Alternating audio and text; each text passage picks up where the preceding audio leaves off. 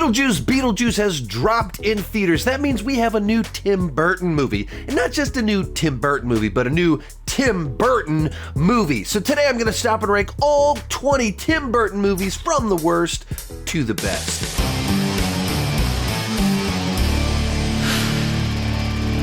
Hi, my name is Sean, and I love to talk about movies and TV way too much. With that in mind, go ahead and join me down below in the comment section. Share your ranking of all 20 Tim Burton films, or at least let me know which are your favorites, which are your least favorites. If you like this type of video, I've done a bunch of other director rankings just like this one. Tarantino, M. Night Shyamalan, Nolan, and many, many more. You can check them out, I don't know, somewhere around here. I'll put up a card.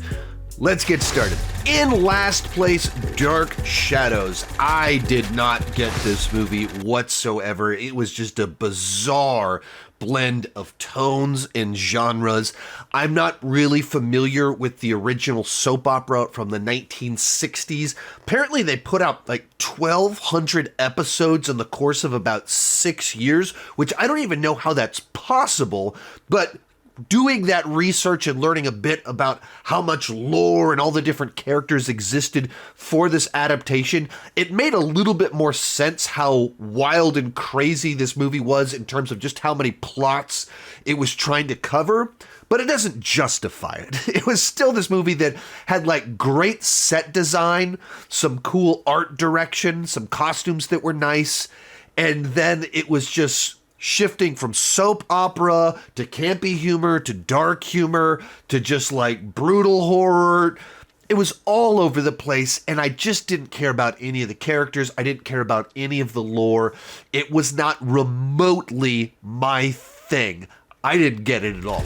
Number 19, Alice in Wonderland. On paper, Tim Burton seems like kind of an interesting person to adapt Alice in Wonderland because of his specific visual style, but something went horribly wrong in this adaptation. The source material always kind of towed that line between whimsical and weird, and when you add this much Tim Burton dark creepiness into the mix, it just has a totally different vibe to it. Things like Off with Their Heads, when you make it really literal and put it in live action, it just has a very different tone than it originally had while reading Lewis Carroll.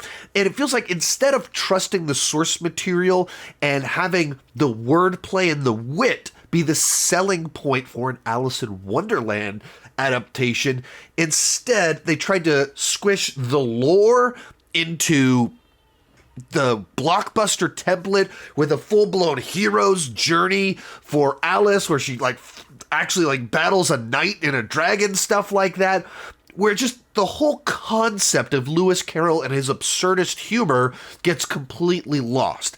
Adding to that, we have a scenario where, because Johnny Depp was this massive movie star at the time, the Mad Hatter gets promoted to lead of a movie with Alice in the title.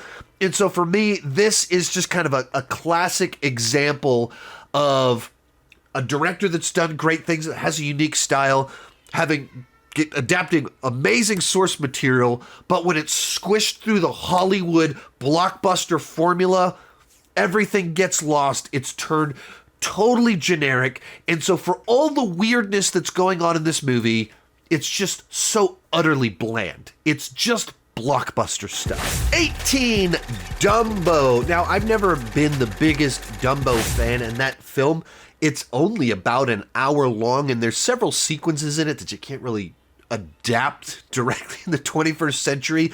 And so they had to flesh it out to turn it into this 2-hour blockbuster. I can appreciate that it's a remake, but also a reimagining, also kind of an extension and a sequel, all in one package. But in the execution, there's just not much here that I think is particularly good. Right off the bat, there's almost no Tim Burton on display. It just feels like he was a hired gun to try and do blockbuster magic on Dumbo, but none of his unique flair is there. Everything about this movie just feels phony to me. From the look of it, it's overly processed and color corrected. The characters, the drama, they all feel forced and overcooked. The script itself is filled with plot beats that are repeated, characters, in particular the adults, making really stupid and bad choices, so nothing feels properly earned. And then even beyond that, there's just something really amusing about the fact that kind of the villain of the story is this rich company that's an amusement park that's acquiring all of these other successful shows to be a part of his brand, promising to keep them the same and not change them, which is literally what Disney's business model has been for the last 20 years. The lack of self-awareness is astounding. Sometimes I talk about big-name directors being turned into McDonald's managers for Disney. This is what I'm referring to. They get Tim Burton to make a totally generic live-action remake of Dumbo. Next up, Planet of the Apes, a shockingly generic take on the Planet of the Apes. Planet of the Apes as a property feels like one ripe to bring in a bunch of Burtonisms and his creativity and his visual flair. And this movie is utterly devoid of any of that. This feels like a film that anyone could have directed because there's nothing distinct about its style at all. Visually speaking, it's incredibly bland because everything is kind of overly lit. A lot of it was shot very clearly on sound stages, and so it almost feels like you're watching a play at times because of the lighting and the nature of the set design. And even though it was this big, expensive film, I think, it looks much cheaper than it was. You sign on to a project and the budget is not necessarily locked, and the script has to change. It was a strange thing. You're right. There was budget problems. There was this and that. And the thing is, I think it was a transition in terms of effects. The reason I got interested was I love the old school of it. I love the idea of makeup and actors pretending to be apes. What they would have really liked is what they ended up doing next, which is kind of, great digital animation and redefining it that way. I think it was at an awkward time. And beyond that, all of kind of the social commentary, the tragedy, the wit is stripped away, and you're left with just this generic Mark Wahlberg sci-fi blockbuster that tries to have a clever twist at the end that doesn't make any sense whatsoever. So just a movie that is devoid of anything interesting whatsoever. Number 16, Sweeney Todd. This was a first-time watch for me. I'm not a big musical person, but I was curious what would be a murderous musical by Tim Burton be. And there were elements of it that I enjoyed. It teased some plot lines and directions that it could go that I found interesting.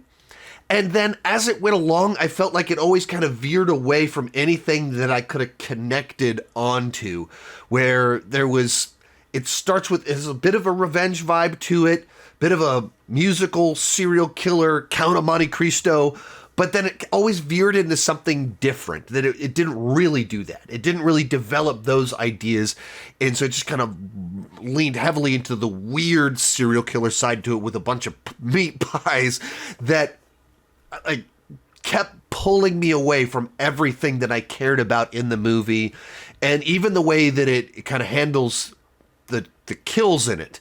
It's like not a lot happens, and then we montage through 30 people having the exact same thing happen to them, and then we're like by the third act to it. So I don't know. Another one that I just don't feel was for me, and I don't really understand the way the story was structured.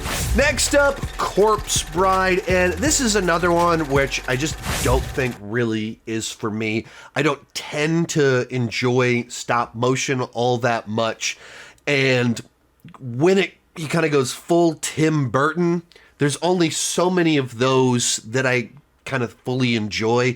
He tends to explore a lot of the same ideas. There's a lot of the same visual style, and perhaps some of it was maybe the order in which I watched some of these, but when I watched Corpse Bride, it just felt a little bit like, I feel like I've been here before, and I don't need another one of these stories about bizarre relationships, dark, macabre humor and all that. Like, I just felt like we'd done that before. He's made something like this, and he's done it better on other occasions. So, it didn't bother me. It's not like the ones, Sweeney Todd and this one kind of fall into that. Not really for me, but I can understand why other people like them. So it's not like the bottom four on here where I felt like those were devoid of style or merit. I get why someone would really enjoy this movie, but that's not me.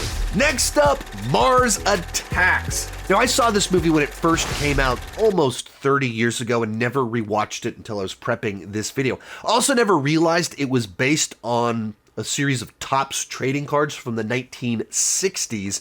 And essentially the rewatch affirmed the feelings that I've had for 28 years that this is a wildly uneven film. There are some really good jokes that I remember from 28 years back, and those jokes still land. But for every joke that lands and that's memorable, there's so many more that just fall entirely flat. It's a movie that has so many plot lines, and some of them make sense for the movie and are fun satire, and a bunch of them just go nowhere. Like, the beginning was kind of interesting, the end was kind of interesting, and then the middle, it just gets bogged down in weird romance and seduction plot lines. Just really bizarre stuff.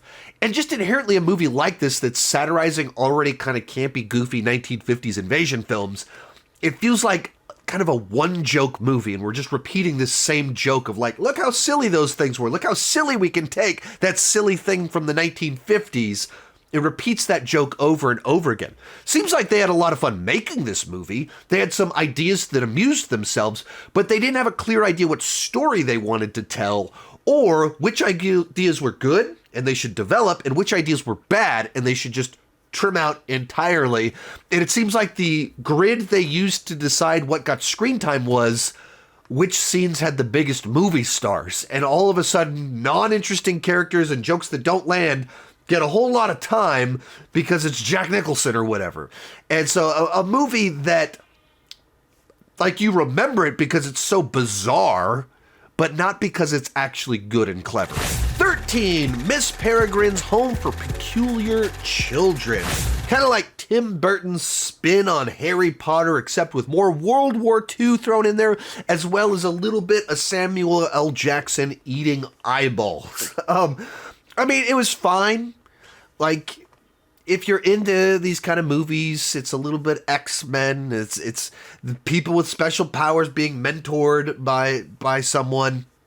It's one of those stories, and there's a few interesting ideas in here about the time loops, and by pulling it into World War II, that there's a little bit to that that's kind of fun.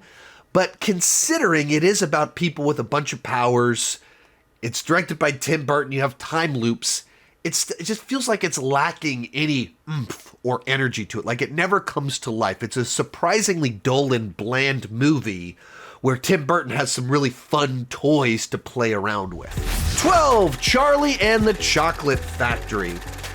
Now, this is a movie that was always in a bit of a tough situation. Anytime you're doing a new adaptation of a book where the previous adaptation is viewed as a timeless classic, you're always going to be compared to something that you can't compare to favorably.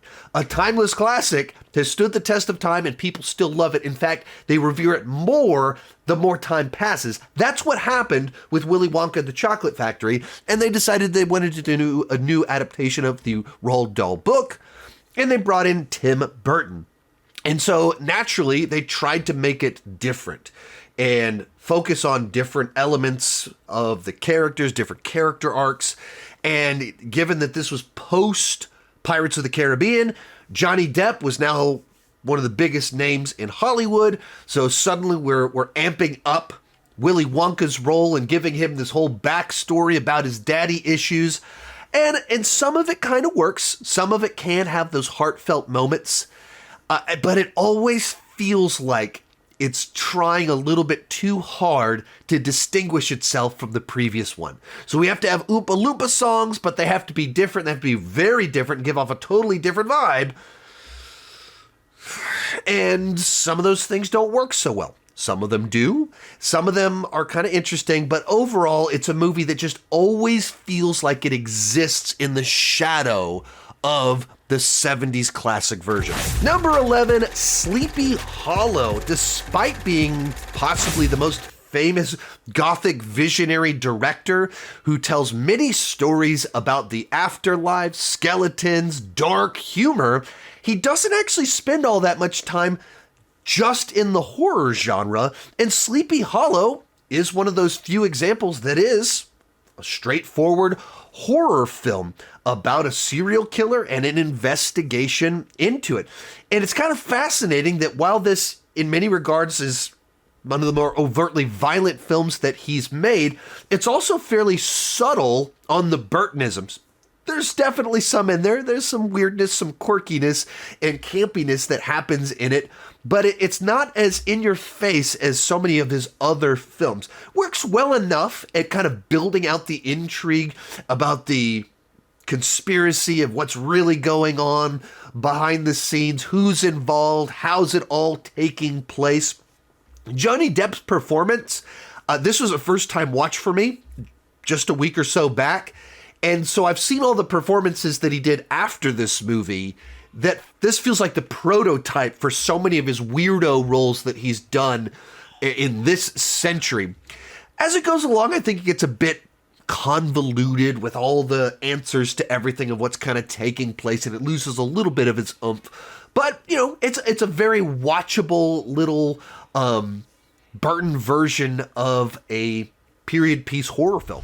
Bringing us into the top 10, Big Eyes. This is one of the most conventional films that Tim Burton has ever directed, and it's a good one-time watch movie. And what I mean by that is that it is a competently told version of an interesting story where it tackles this event involving this artist from the 1950s and 60s that was incredibly popular, where there was this crazy backstory of everything that unfolded and how this conflict was resolved. It's fascinating. But it's not like a movie that is incredibly emotionally moving, that you get super invested in. And it's kind of like, yeah, I enjoyed seeing this unfold. You did a good job at it, but I've seen it. I don't need to rewatch it. I don't need to experience that again. So when you have a director like Tim Burton that has so many movies that are so distinct and memorable, and they pop and they create these worlds that you want to keep exploring, when you have a movie like this that just feels very conventional, but it's good, it's tough to rank amongst some of the others. Number 9, Big Fish, Tim Burton's version of Forrest Gump. At least that's the way it plays in my mind, where it's a story of a son trying to connect with his father that he feels like he's never really gotten to know because his father loves to tell all of these big epic tales and hyperbolizes every story that he has. And so the son never really knows what is or isn't true and who his father really is. And it kind of plays that out, that idea of, do you really know someone, and do these tall tales actually communicate everything you need to know about the person, just with a little bit more flair and spice to them? And through this exploration, finds a way to connect with his father. It has some really nice moments to it. It can be poignant at times. I think I've always struggled a little bit with the central concept of it, when it's trying to communicate about what really matters in letting go and what the way we communicate things. That I don't know that hyperbolized versions of everything is what you need. Sometimes you need a simple, vulnerable moment when you have a son begging the father begging his dying father to give him that, and the dad still won't let go of all the tall tales and everything like that. I don't know how I feel about that, but it's an interesting kind of perspective on how we know people and how we interpret and process our life and share it with others. Next up, Frankenweenie. This one's a tricky one for me because I thought it was really well done, but it's also the kind of movie like, I don't know that I want to rewatch that. And almost I feel that way because it was well done. It is this very sweet story about a boy and his dog, and I'm very much a dog person and love my dogs, but a story that's about a dog dying and then coming back and still being himself. Not a Pet Cemetery situation, but still being a lot of complications that come with that. It's a very, harrowing and traumatic experience for me to experience it, as sweet and heartfelt as it can be. But like, of the Tim Burton stop motion films, this is the one that I think I connected with the most, and some of that probably is being a dog person and just able to tap into things that very much resonate with me. It's a film that feels like it's for a very, very narrow audience, where it's stop motion. It's very much about dogs, but you have to be okay with the dog dying. You have to be okay with a monster story, like several different things to it. It feels like it's for a very specific person. But if you're that specific person, probably hits a lot of the right notes for you.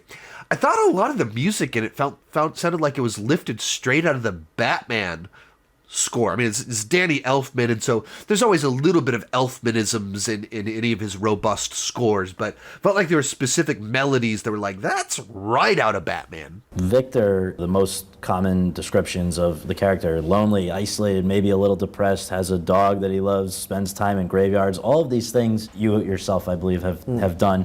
And with many of the characters that have been sort of the protagonists of your films, you felt personally connected to them. Is that coincidental?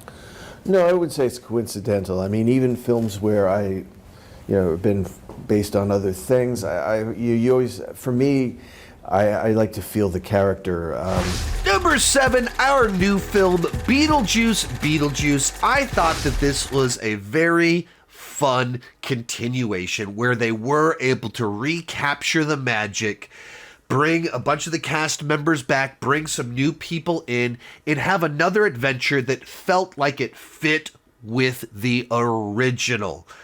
Jenna Ortega in particular, she's this generation's Winona Ryder, this generation's Christina Ricci, so she fits right in to the world of Tim Burton, his weirdness, his craziness, his style of humor. Catherine O'Hara is having an absolute blast playing up her character from the original film, but feeling like she's in a different place, but she's still the same person. And so there's things that come out of that, in particular with the relationship with Winona Ryder.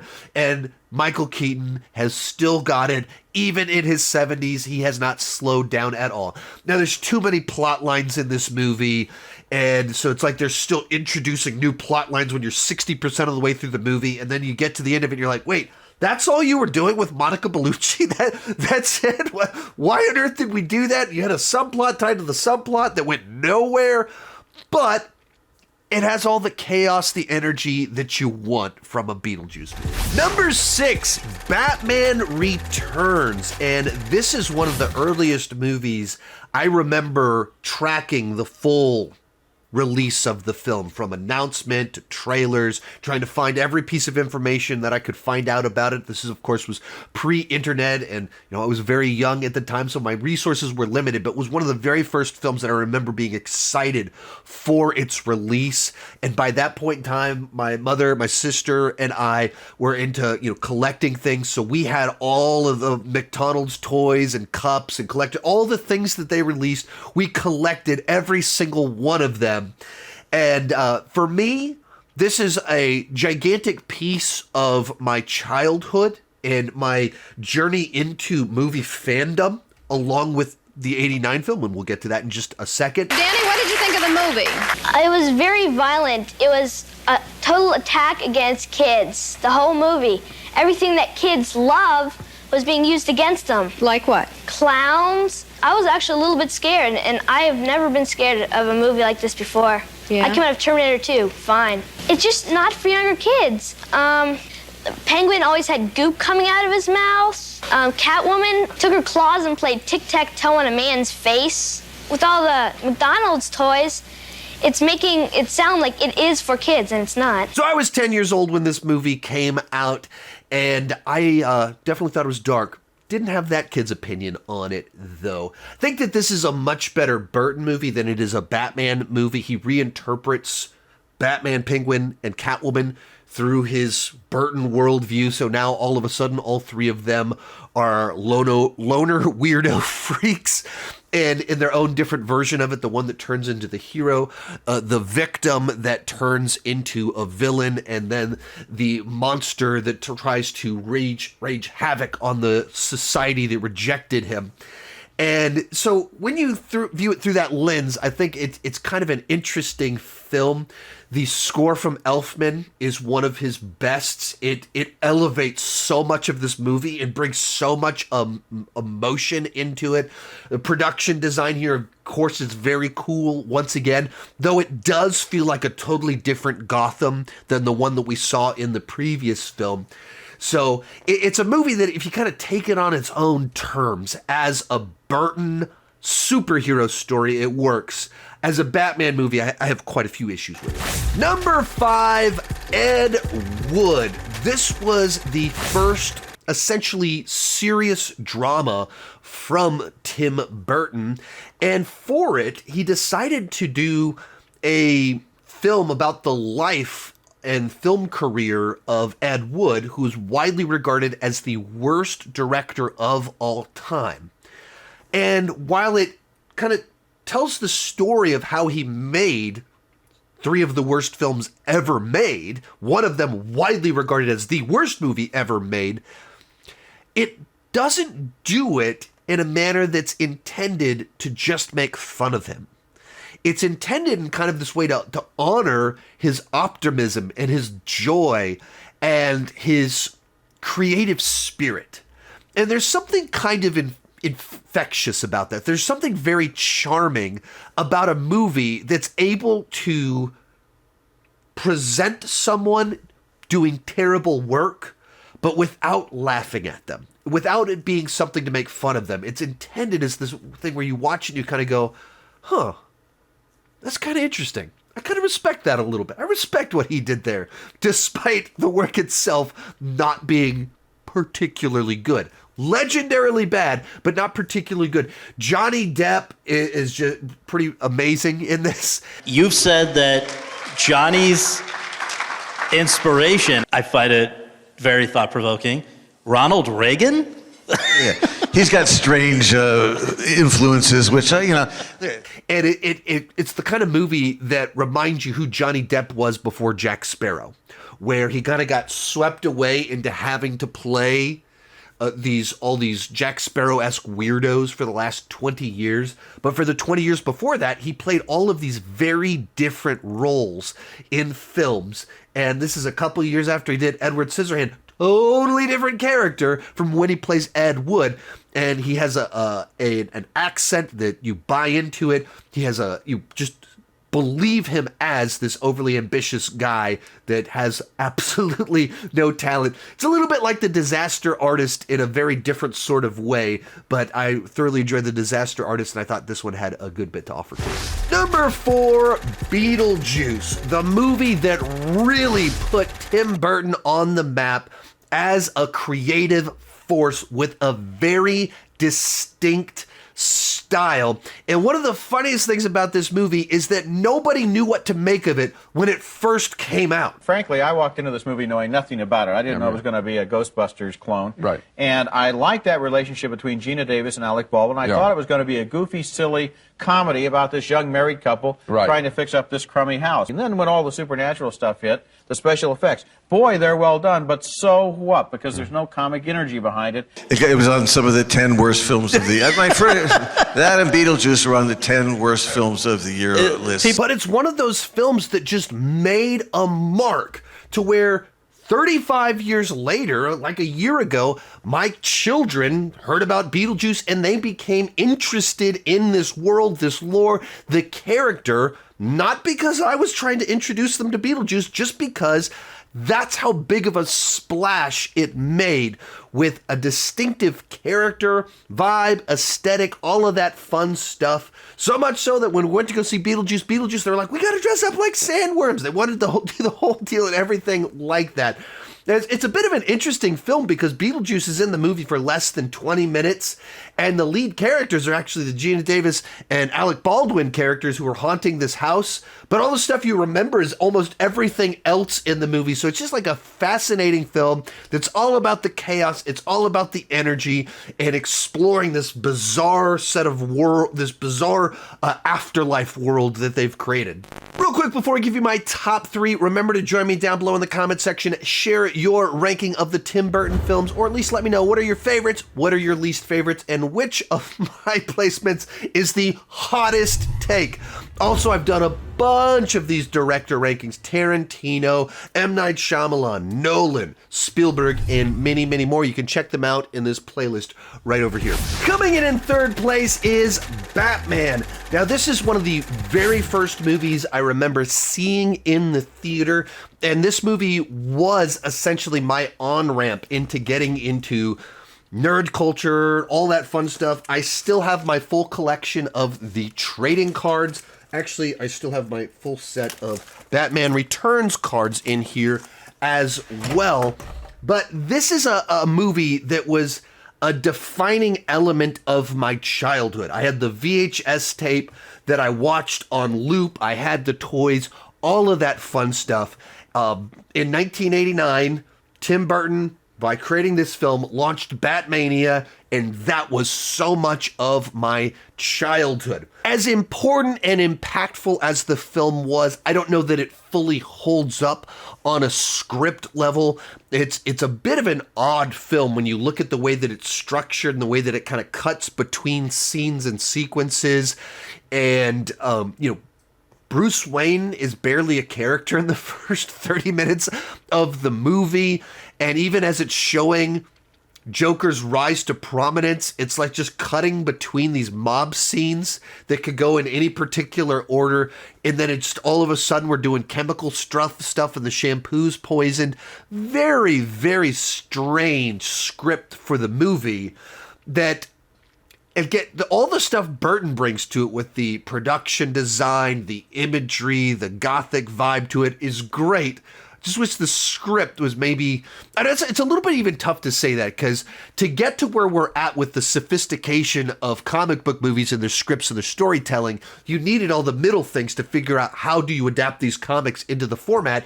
And this is one of those early films that was an important piece to that, in taking them seriously and not being campy, but the script sophistication isn't quite there yet.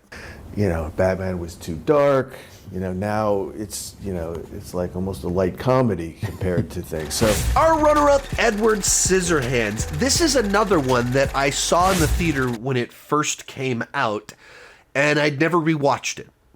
And I never rewatched it because it was so effective at what it was trying to do.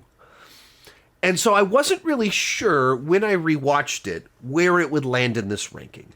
Because there are quite a few, Burton movies where I realized, I'm not as into Tim Burton as I thought maybe I was.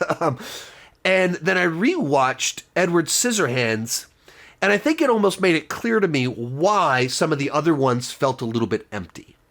Where I think this is Tim Burton's magnum opus of his exploration of kind of this isolated outsider that doesn't fit in to society.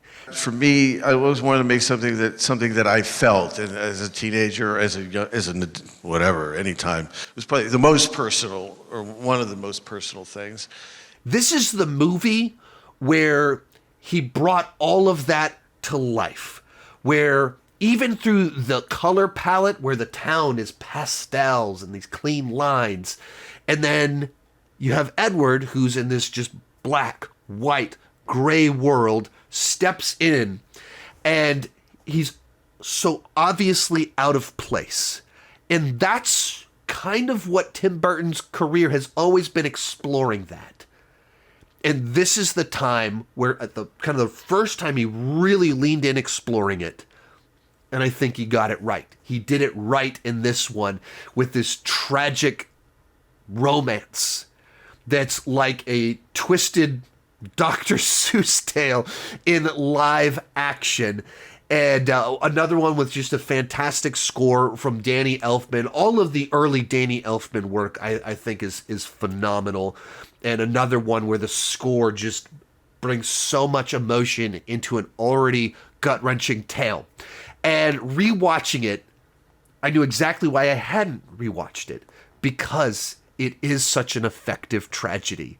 that even when you know where it's going, it still turns your stomach. There's still these moments that I had not seen in over 30 years that they still stuck with me. And there's not a lot of movies that I watched one time in 1990 that I still remember the way they made me feel. This is a movie that did that. That's a great movie. But coming in at number 1, I gotta go with Pee-wee's Big Adventure, Tim Burton's first film. Now, full disclosure, I grew up watching Pee-wee's Playhouse and Pee-wee's Big Adventure all of the time. I had friends that had all of the toys and everything like that. I am of the Pee-wee's Playhouse generation. And this movie is one of those films where it's almost weird just how much talent emerged from it. Where it's Tim Burton's first movie. Obviously, he's gone on to become this massively successful director of the last 35 plus years. And, of course, Pee-wee Herman is propelled into the mainstream and got his own TV show that kind of defined the childhood for my entire generation. But also in there, it was Danny Elfman's first big score that he ever did. And from the very opening scene, Danny Elfman's score just brings this movie to life. It's triumphant, it's wacky, it's insane. It's like everything that Danny Elfman became known for over the next 15, 20 years, it was present in this original score that he did for a movie about a grown man trying to track down his bike. And that's so much of what makes Pee-wee's Big Adventure just this special film. And one more talent people forget about that worked on this film, Phil Hartman is one of the credited screenwriters. It also has this sense of self-importance in the way that it tackles all of this. It's a very much an acquired taste. If someone watched this and went, I don't get this, and put it in the bottom of their list, I'd be like, fair enough. If this isn't for you, I get it. This absolutely, I think, is awesome. And, I've showed it to my kids, and, they have so much fun watching it. And all the quotable lines that I've been saying to people for my entire life, independent of me saying them, my kids have picked up on saying them. And a fun fact, if you did not know this, the actor that plays Pee-wee Herman in the movie, inside of the movie at the end of it, is James Brolin. Josh Brolin's dad, Thanos' dad, Cable's dad, plays Pee-wee Herman at the end of this one, which is just a fun detail about the film. Put all the pieces together. This was just such an important film in my childhood that I still think holds up as this bizarro, unique comedy that feels like it could have come out at any point in time and be equally weird and stand out. So it comes in. I forgot how to end my rankings. I say the same thing at the end of every single ranking, and I just said it wrong. What is going on here? So it comes in at number 1. If you enjoyed this video, I've got more rankings just like it. You can check them out right over there in that playlist. We got Tarantino, Nolan, Spielberg, and so many more. Thank you so much for watching, and keep talking movies and TV.